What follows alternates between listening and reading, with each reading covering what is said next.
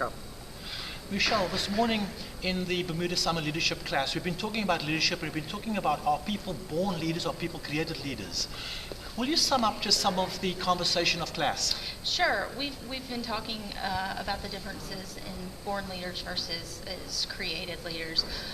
We talked about nature versus nurture this morning.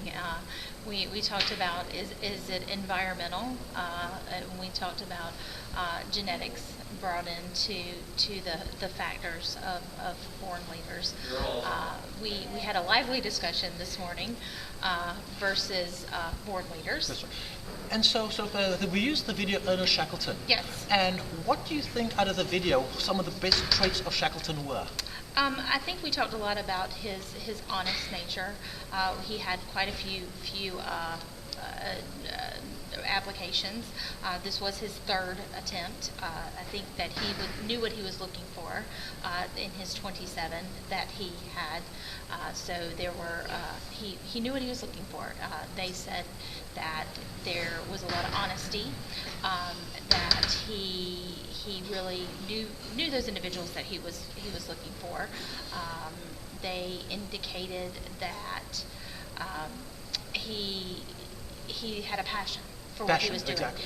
He was passionate about his endeavors, that he was driven by his mission, that he had vision of what he was trying to accomplish, that he just had he was on a mission. That's right. And one of the most important parts was he was able to communicate. When he placed the ad, for he needed 27 people, he communicated. You may come home. You may not come home. You may not come home. The pay is going to be bad. You're going to be cold. You're going to be wet. You're going to be hungry. The traits of hardship. Mm-hmm. And yet 5,000 people applied. Right. But here in the room this morning, we have 35 healthcare leaders. Right.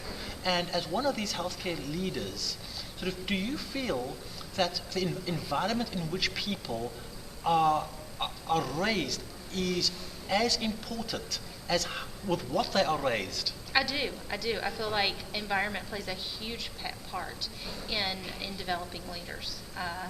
Environment is a portion of leadership.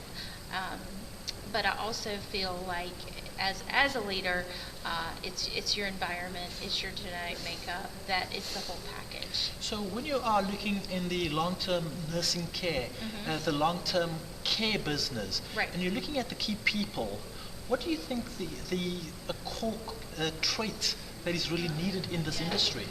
You need to be passionate about what you're doing. You need to have those qualities that you're driven. You need to be able to communicate effectively. You need to be honest at what you're doing. You need to be, I think I said compassionate. Compassion is an extremely important part, because with compassion comes empathy. Exactly.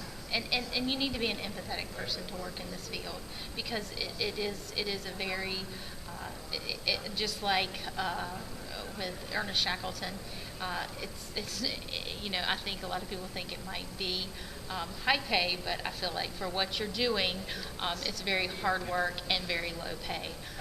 You reap the benefits in what you do.